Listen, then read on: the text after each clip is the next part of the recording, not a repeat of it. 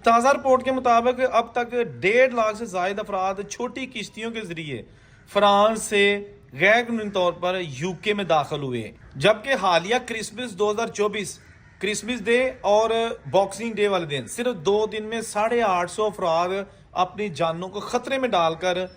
English channel का जो सरहदी पट्टी है, समंदर है, उसको क्रॉस करके यूके में दाखिल हुए। और यूके होम ऑफिस के जो ताज़ा तरीन फिगर्स जारी किए गए उनके मुताबिक इस साल यानी 2024 में 35,898 लोग गैर कानूनी तौर पर फ्रांस से छोटी किश्तियों के जरिए यूके में दाखिल हुए, जिनमें तकरीबन 50 के करीब लोग जो है ना वो मारे गए, डूब गए, या जिनका कोई पता नहीं चल सका, उनका ताल्लुक मुख्तलिफ ममालिक से था। तो ये मैं बात कर रहा हूँ उस समंदरी पट्टी की जो कि तकरीबन 35 किलोमीटर लंबी है और वो जनाब यूके और फ्रांस को आपस में सेपरेट करती है। तो अगर आपने बाय बोट यानी शिप समंदरी रास्ते के साथ यूके में दाखिल होना, तो ये इंग्लिश चैनल का जो समंदर है इसको क्रॉस करना होगा। लेकिन अनफॉर्चुनेटली यहाँ पर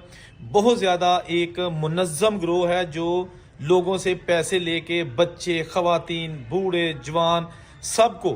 भेड़ बकरियों की तरह रबड़ की हवा वाली किश्ती में बिठा के तो ये बॉर्डर क्रॉस करता है, जो कि इंतहाई ख़तरनाक है। लेकिन यहाँ एक चीज़ मैं आपको बता दूं कि यूके की हुकूमत और फ्रांस की हुकूमत बहुत ज़्यादा जोर लगा रहे हैं कि किसी तरीके से इस गैर कानूनी जो बॉर्डर क्रॉसिंग का एरिया है यहाँ पर पाबंदी लगाई जा सके। इस हवाले से काफ़ी फंड्स भी मुख्तस किए गए हैं। पुलिस इन इलाकों में गश्त भी करती है और जो लोग वहाँ पे किश्तियाँ बना रहे होते हैं या तैयारी कर रहे होते हैं, अपने जो लोग होते हैं, ग्राहक होते हैं, इमिग्रेंट्स होते हैं, उनको पार कराने की तैयारी करा रहे होते हैं, उनको पकड़ा भी है। लेकिन ये सिलसिला रुकने का नाम नहीं ले रहा, जिसकी वजह से यूके की हुकूमत बहुत परेशानी में मुब्तला है, क्योंकि वो चाहते हैं कि जो इंग्लिश चैनल क्रॉस करने वाले लोग हैं इनको रोका जा सके, ताहाल उनको कामयाबी हासिल नहीं हो सकी। यूके होम ऑफिस की जानिब से जो डाटा शेयर किया गया है उसके मुताबिक अगर बात करें 2019 की, तो 2019 में जो इंग्लिश चैनल क्रॉस करने वाले लोग थे उनकी तादाद थी 1843, जबकि 2020 में इंग्लिश चैनल क्रॉस करने वाले अफराद की तादाद थी 8462। उसके बाद फिर 2021 में एक बड़ा जंप लगा और ये तादाद पहुंच गई 28,465 तक। 28,465 लोग थे जिन्होंने गैर कानूनी तौर पर यह समंदरी पट्टी क्रॉस की और यूके में दाखिल हुए। इसके बाद 2023 में फिर जनाब जो ज्यादा जंप लगा और इंग्लिश चैनल क्रॉस करने वालों की तादाद 45,000 से भी तजावज कर गई एक साल में। उसके बाद 2023 में यानी पिछले साल ये तादाद फिर कम हो गई, 29,437 लोग इंग्लिश चैनल क्रॉस करने वालों में शामिल थे, क्योंकि पिछली हुकूमत सर के स्ट्रॉमर ने एक बयानिया जारी किया था कि जो भी गैर कानूनी तौर पर बोट के जरिए यूके में दाखिल होगा उसका असाइलम का केस यूके में बैठकर अप्लाई नहीं वो कर सकते, उनको रवांडा भेजा जाएगा, यानी एक थर्ड कंट्री है वहां पर, अफ्रीकन कंट्री रवांडा में भेजा जाएगा, वहां बैठकर वो अपना असाइलम का केस यूके अप्लाई कर सकेंगे। अगर उनका केस अप्रूव हो गया तो उनको रवांडा से यूके ले लिया जाएगा, लेकिन अगर उनका केस रिजेक्ट हो गया, जो कि ज्यादातर रिजेक्ट ही होता है, तो वो रवांडा ही रहेंगे या फिर अपने मुल्कों को वापस चले जाएंगे। तो उस वजह से लोग जो यूरोपियन कंट्रीज थे ना, मतलब यूके के अलावा जो यूरोपियन कंट्रीज है जैसा कि शेंगन एरियाज है, तो वहां से जो लोग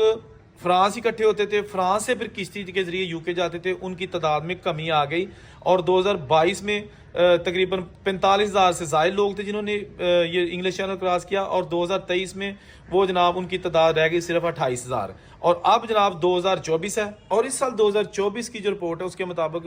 35,898 लोग जो है ना वो यूके दाखिल हुए हैं इलीगल तरीके से। अब होता क्या है, देखें जो शेंगन एरियाज की कंट्री है ना, जैसे कि बहुत सारे 27-28 कंट्रीज हैं, उनके लोग अगर अपने केसेस हार जाते हैं असाइलम के, यानी इन शेंगन एरियाज में, फिर उनकी कोशिश होती है कि अब हम यूके चले जाते हैं, वहाँ जाके कुछ करते हैं, तो वो क्या करते हैं, वो फ्रांस में इकट्ठे हो जाते हैं, खा वो पुर्तगाल में है, स्पेन में है, नीदरलैंड में है, इसके अलावा इटली, जर्मनी, बेल्जियम, हॉलैंड, कहीं भी हैं, वो फ्रांस में आ जाते हैं। फ्रांस से जो किश्तियाँ फिर चलती हैं वो पैसे लेती है, वो हर एक अपना रेट है, कोई 1500 यूरो लेता है आपको यूके पहुँचाने का, कोई 1000 यूरो, कोई 2000 यूरो। तो उनमें ख़वातीन और बच्चों की तादाद बहुत ज़्यादा होती है और उनकी कोशिश होती है किसी तरीके से वो अपने रोशन मुस्तकबिल को यकीनी बनाने के लिए यूके दाखिल हो जाएं और वो किश्तियों के ज़रिए जाते हैं। ये किश्ती बेसिकली होती है जिस तरह का एक टायर की ट्यूब नहीं होती, इस तरह की ट्यूब होती है बहुत बड़ी, उसमें अंदर हवा भरी जाती है, सारे लोग मिलकर उसमें पहले हवा भरते हैं, वो बिल्कुल एक टायर के वो फूल जाती है, उसके बाद उसमें फिर एक इंजन लगाया जाता है, छोटा सा एक इंजन होता है, वो जनाब लगा के तो उसको जनाब फिर उसके ऊपर बिठा दिया जाता है लोगों को। सारे लोगों ने उस किश्ती को उठाया होता है जो जिन्होंने बॉर्डर क्रॉस करना होता है, तो वो पानी में ला के फिर उसके ऊपर भेड़ बकरियों की तरह उनको बिठा दिया जाता है। ये किश्ती मैक्सिमम 7 या 8 लोगों को बिठा के चलाई जा सकती है, जो कि इसकी कैपेसिटी होती है, लेकिन इसमें 70 लोग जो है ना बिठाए जाते हैं, 70 लोग बिठाए जाते हैं और एक दूसरे की गोदी में बिठाए जाते हैं। इतनी ज़्यादा तादाद में लोगों को इसके ऊपर सवार किया जाता है। जब आगे जाके जो लहरें हैं थोड़ी ज़्यादा आती हैं तो ये किश्ती के 100% डूबने के चांसेस होते हैं और किश्ती डूब जाती है। होता यह है कि यहाँ पर फ़िज़ाई निगरानी की जाती है और जो ही कोई किश्ती डूबती है, इनको बनिस्बत यूनान और जो लीबिया का रास्ता है उसकी निस्बत इंग्लिश चैनल में जो सफ़र करने वाले लोग हैं, गैर कानूनी तौर पर जाने वाले लोग हैं, उनको महफूज कर लिया जाता है। फौरी तौर पर वहाँ पर टीमें पहुँच जाती हैं और रेस्क्यू कर लेते हैं। पिछले दिनों एक फैमिली थी जो कि अफ्रीकन फैमिली थी, वो जा रही थी फ्रांस से यूके और किश्ती हादसे का शिकार हो गई। बहुत सारे लोग उसमें डूब गए, 6-7 अमवात भी हो गई, बाकी लोगों को बचा लिया गया। उसमें एक 18 साल की लड़की भी थी,